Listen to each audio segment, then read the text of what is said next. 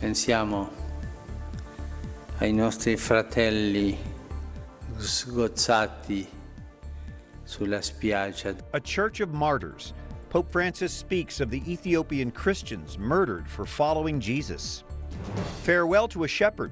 The public visitation begins in Chicago for the late Cardinal Francis George. Escalating showdown. Senator Lindsey Graham reacts to U.S. warships confronting Iran off the coast of Yemen. And apostolic succession. We experience the ordination of a bishop who carries on the work of the apostles. Those stories and more on EWTN News Nightly for Tuesday, April 21st, 2015.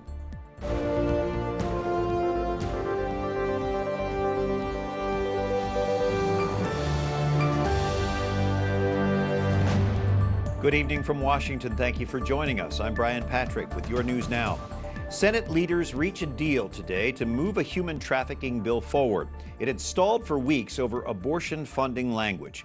So the final language establishes two sources of money for the new human trafficking victims' funds. Money for medical purposes are subject to existing abortion funding restrictions. So essentially, the Hyde Amendment remains intact. However, those restrictions will not extend to a new funding source. Pro-life group Susan B. Anthony List is pleased with the deal, saying it ensures taxpayers will not be in a position of facilitating human trafficking by keeping victims on the street. That statement continues. This entire incident has revealed what pro-lifers have long known to be the case. The Democratic Party is entirely beholden to the abortion industry. Senator Reid was willing to throw trafficking victims under the bus at the request of the abortion industry. That compromise means Attorney General designate Loretta Lynch is one step closer to a confirmation vote. Republican leaders insisted on holding off on that vote until that trafficking bill was resolved. A U.S. Navy aircraft carrier steams toward the waters off Yemen. It will join other American ships preparing to intercept Iranian vessels carrying weapons to rebels. Susanne LaFrankie joins us tonight with Congressional reaction. Well, Brian, Iran continues to cause problems in the Middle East. Navy officials say the USS Theodore Roosevelt is a deterrent and a show of force against Iran.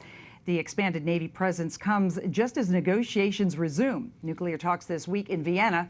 Today, I talked to Republican Senator Lindsey Graham, who says Iran continues to create chaos in the region.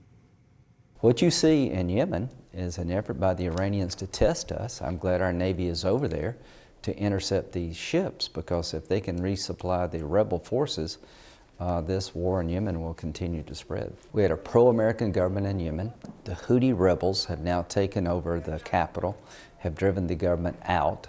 Our counterterrorism forces have been withdrawn from Yemen. Do you see this as a standoff? Is this going to escalate? What's your feeling? I see this as a potential Sunni-Shia conflict that could really take the whole Mideast down a very dangerous path. The Iranians are the root of most problems in the Mideast. They're supporting Assad, who's killed 220,000 of his own people. They're supporting Hezbollah, who attacks Israel and basically fractured Lebanon.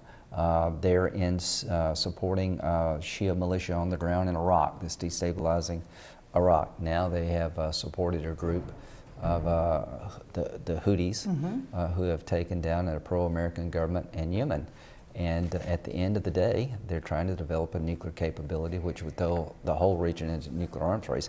So the Obama administration puts them in a sticky situation because they're still trying to negotiate with Iran. So this is insane. The Iranians are destabilizing the Mideast as I speak. They killed 1,500 Americans during the Iraq War with copper-tipped IEDs, the most lethal weapon interjected into the Iraq War to kill American soldiers. And we're acting as if they're just a normal nation. I don't mind ending their nuclear ambitions through diplomatic means. I'd prefer that. But any money you give them in sanctions relief, what would they do with it? They would build a bigger war machine. Now, officials said it's too soon to speculate on what the Navy ships may do as the Iranian convoy approaches. Questions remain on whether Iran would allow U.S. inspectors on board and what the Navy would do if that request is refused. Brian? Susanne LaFrankie, thank you.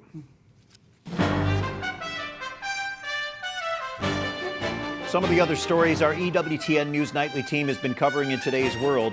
Catholics in the Windy City are mourning the loss of their late shepherd tonight. Jason Calvi is in Chicago, where people are waiting in long lines to say goodbye to Cardinal Francis George. Jason? Brian, 3 days of public visitation began this afternoon right here at Holy Name Cathedral in downtown Chicago. Inside, a somber mood, quiet as people, some tears flowing down their faces, but the lines began much earlier in the day.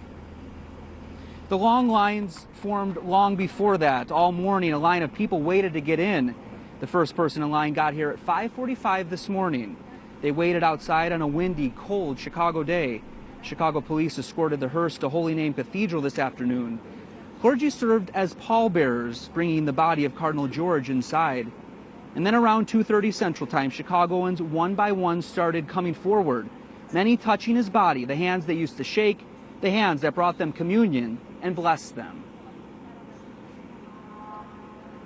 As a former altar boy and a parishioner here at Holy Name Cathedral, I had to come and pay my respect to His Eminence because, you know, I struggle through life with different stuff, and by being an altar boy and serving with him, I come to have a great respect for him.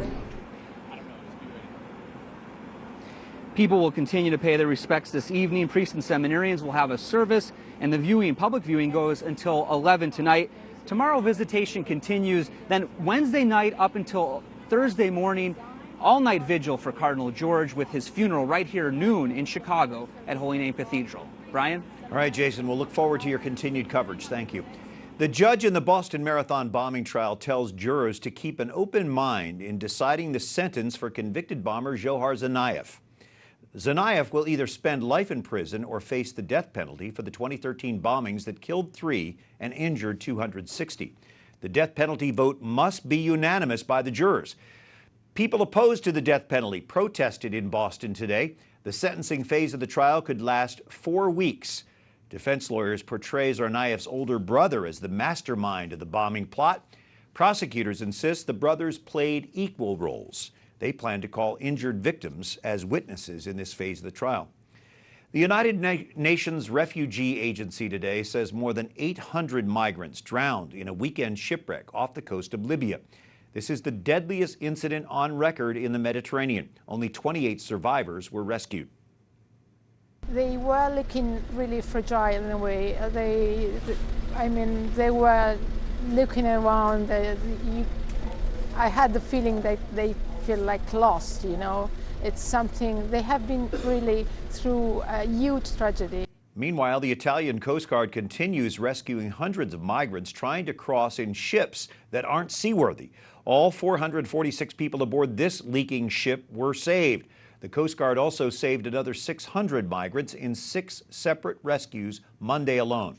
So far this year, the UN says more than 1,700 migrants have died trying to cross the Mediterranean to Europe. Pope Francis accepts the resignation of a U.S. bishop convicted of a misdemeanor for failing to report suspected child abuse by a priest. In 2012, Bishop Robert Finn of the Diocese of Kansas City St. Joseph pleaded guilty to not reporting lewd images of children found on a priest's computer. That priest later pleaded guilty to child pornography charges. He's now serving 50 years in prison. Today, the Vatican cites illness or some grave reason that makes Finn unfit for service as the reason for his resignation. He remains a bishop, but will no longer lead a diocese. In a statement today, Bishop Finn says, "It has been an honor and joy for me to serve here among so many good people of faith. Please begin already to pray for whomever God may call to be the next bishop of Kansas City St. Joseph." Pope Francis appointed Archbishop Joseph Naumann of Kansas City, Kansas, to temporarily lead the diocese until a new bishop is named. BishopAccountability.org, an online abuse resource, calls this a good step, but just the beginning. This statement on that website: "What no pope has done to date is publicly confirm that he removed a culpable bishop because of his failure to make children's safety his first priority. We urge Pope Francis to issue such a statement immediately." Msgr. Stephen Rossetti is a clinical associate professor of pastoral studies at Catholic University of America. He has worked with U.S. bishops for years addressing child sex abuse, and joining us from Breckenridge near Denver, Colorado. Monsignor, do you think Bishop Finn's resignation will help other bishops be more accountable? Brian, I think they will. Bad news travels fast, and you can be sure every bishop in the United States and around the world will hear about this. And clearly, the Vatican has raised the bar. They're expecting bishops to deal with this problem quickly and effectively, and if not, they might be forced to resign. So do you think this signals a shift in the church's handling of clergy sex abuse? Well, I think it's the next step forward. Clearly, the bishop accountability issue was on the table, and I know the Papal Commission has put down in the Holy Father some suggested guidelines for the church, and I know the Holy Father is considering them now. But this action by the Holy Father in the Vatican clearly signals that the Vatican is in favor of holding bishops accountable. So at least one group who advocates for sex abuse victims says this is a step in the right direction, but not enough. How do you see that? Well, I think it is a step in the right direction, but we're not done with this issue. I think there are some countries like the U.S., like Ireland and England, places like that, Australia, who have really worked on this issue for years. But there are plenty of countries around the world that have not. And I think the church has an obligation to push forward the child protection issue around the world. And so I think that's the next step, to really have the church lead child protection around the world and to make children safer. All right, Msgr. Stephen Rossetti, we appreciate your insight tonight. Thanks for joining us through Skype from Colorado. We appreciate you. Thanks, Brian. Today, the church is a church of martyrs, from the homily of Pope Francis at morning mass today. He pointed out that for all martyrs, Jesus alone was enough because they had faith in Jesus. Francis likens them to St. Stephen, the first Christian martyr. Quanti Stefani ci sono nel mondo. The Pope reflecting on how many Stephens there are in today's world. He reminds us to think of our brothers whose throats were slit on the beach in Libya. Francis says, like the early martyrs, today's martyrs suffer, they give their lives, and we receive the blessing of God for their witness. Coming up, Pope Francis expresses deep sorrow for the recent shocking violence against Christians. And we share one of the Church's oldest traditions, the ordination of a new bishop.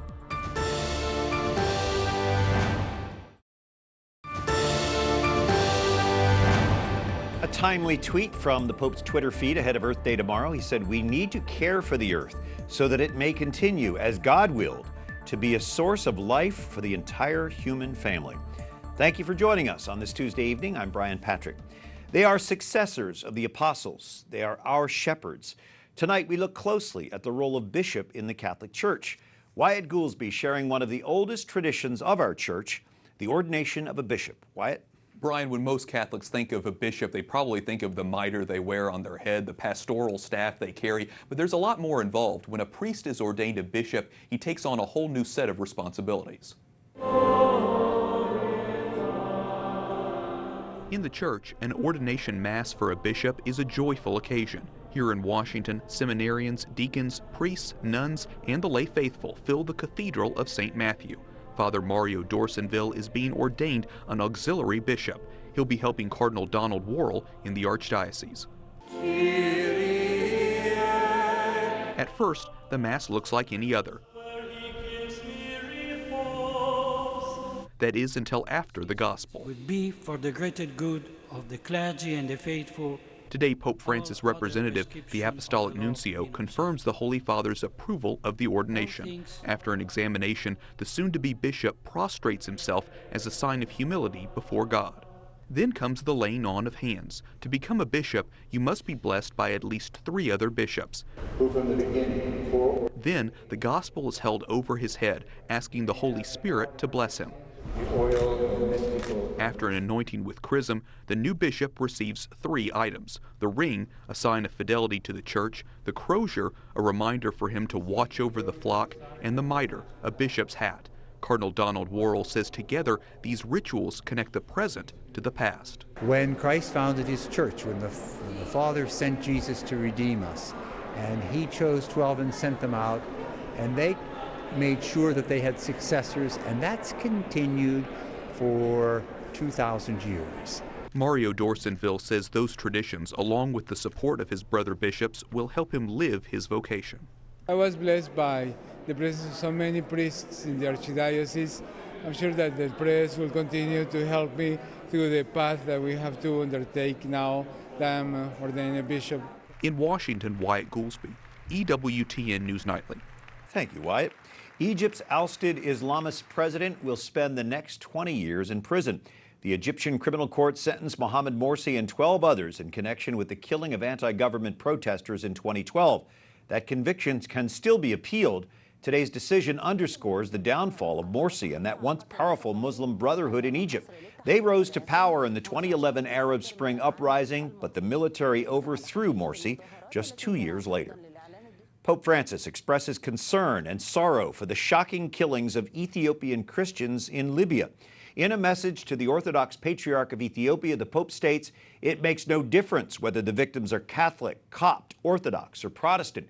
Their blood is one and the same in their confession of Christ."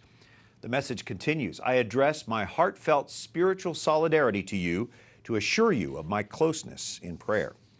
And the Vatican defends Blessed Junipero Serra, an 18th century Franciscan missionary, to be canonized this fall here in Washington. Some Native Americans compare his conversion of the natives of the American Southwest to genocide. A Vatican official and friend of the Pope rebukes calls to remove a statue of Serra from the U.S. Capitol. They want to remove him from the Capitol precisely when the first Hispanic Pope is planning to canonize him.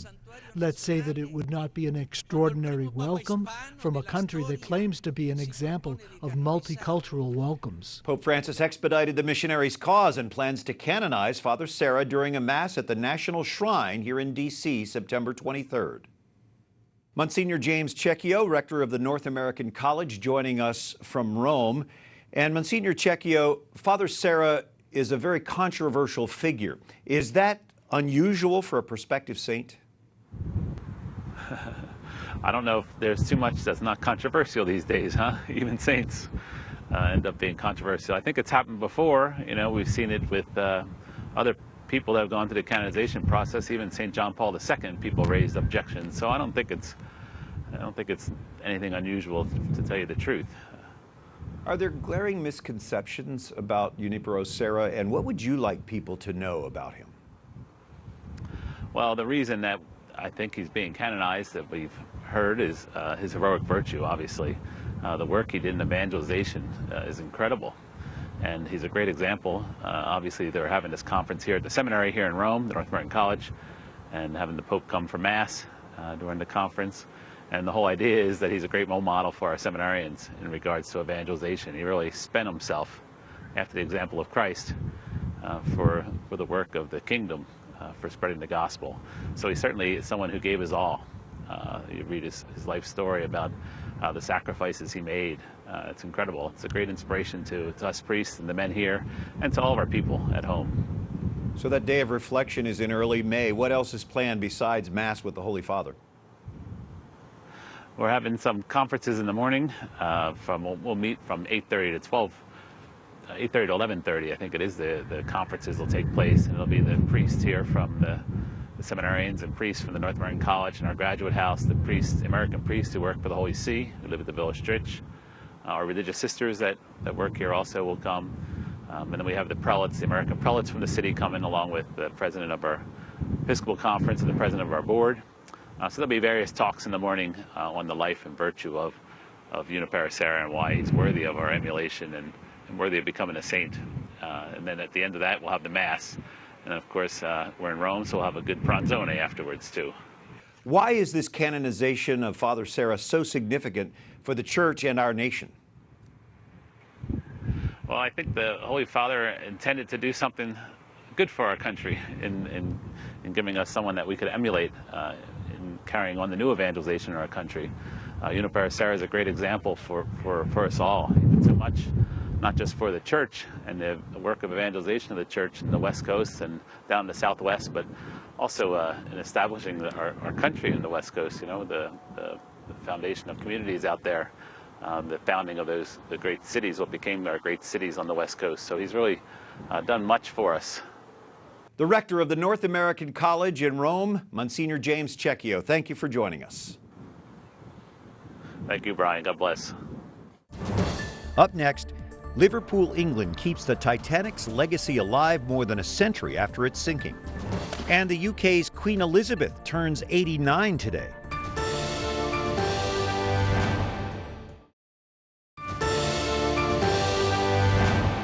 From today's Gospel, John 6, starting at verse 30, Jesus said to them, "I am the bread of life. Whoever comes to me will never hunger, and whoever believes in me will never thirst. Thanks for joining us on this Tuesday evening, April 21st. I'm Brian Patrick. Another Brian, Brian Brown, president of the National Organization for Marriage, joining us ahead of Saturday's March for Marriage. And Brian, how does support for marriage differ now than in years past? Well, I think marriage in this country is still very strong. I think one of the changes is that given the recent court decision, there's feelings on the part of many that maybe there's not as much support. But when you look at the actual data, you look at polls that are clearly worded, there's still a majority of Americans that understand that marriage is the union of a man and a woman. You may not see that from polls that you may get in the mainstream press, but I'll remind folks that during Proposition 8 in California, polls showed us at 36% of the vote, and traditional marriage ended up winning by 52.5%. So I wouldn't put much stock in the polling. Do you think presidential candidates for the 2016 race will either steer away from this issue or embrace it? Well, if we have anything to say about it, they'll embrace it. We have a presidential pledge. We did in the last presidential election. Almost all of the Republican candidates signed it. We'll see who signs the pledge this year. It's important that Republicans not only give lip service to marriage as the union of a man and a woman, but make very clear that they're willing to do something about it, and that's what the pledge will do. When we stand up for traditional marriage today, we seem to be drawn into this discrimination debate. How can we avoid that and still stand up for marriage between one man and one woman?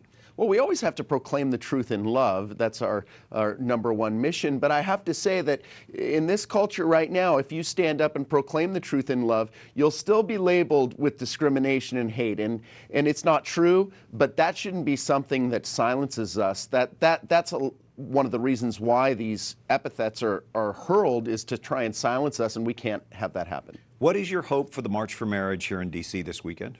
Well, on April 25th, we're hoping tens of thousands of folks come together. I think it will happen. We're getting great responses. And really that the march will show the Supreme Court the diversity, the breadth of the support for traditional marriage. We've got Catholics, Protestants, people from the inner city, people from the suburbs, everyone coming together. We're excited the Papal Nuncio will be there, Archbishop Kurtz will be there. So I think we're going to have a positive showing that Americans want to stand for this truth that marriage is the union of a man and a woman. Folks can learn more at marriagemarch.org. That's marriagemarch.org. And in our daily lives, very quickly, what can we all do to support this gift, this sacrament of marriage? Well, for those of us who are married, I'm married, I have 8 children, we have an obligation to be a symbol, a living symbol of the truths that Christ and the Church have given us, and that means loving our wives, loving our children, but being willing to proclaim the truth that we are created male and female, that we have roles to live up to. And I think if we do that in love, we've got a culture we can change. I think what Pope Francis said, if men and women aren't different, we're in trouble. Brian Brown, the National Organization for Marriage, thanks for joining us. Thank you. Well, more than a century after the Titanic tragedy, Liverpool, England keeps the ill-fated liner's legacy alive. A Liverpool hotel hosts a dinner this week, marking 103 years since the Titanic's sinking. The building used to be the headquarters of the White Star Line. That is the company that owned what was then the largest ship in the world.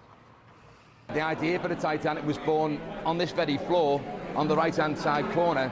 That's where the chairman, Ismay, first came up with the idea with Harland and Wolff about building the Titanic and the Olympic. Two of the biggest, well, they were the biggest vessels in the world at that time. The luxurious nature of the Titanic is now reflected in the swanky hotel. A room sleeping up to 20 people can cost more than $4 grand a night. There's another Titanic-themed luxury hotel just upriver from this one. And soldiers, England's Queen Elizabeth II celebrates her 89th birthday today. Soldiers dressed in full uniform rode past Buckingham Palace before firing World War I-era guns in Hyde Park. Then they moved on to the Tower of London for another salute. Today is the Queen's actual birthday that's celebrated at home, but in June the celebration continues with a traditional military parade. The Queen will soon be a great-grandmother, and again, as Prince William and Duchess Kate are expecting later this month. Thanks for joining us this evening. We hope you'll be with us again tomorrow. Until then, may God bless you and keep you. Good night.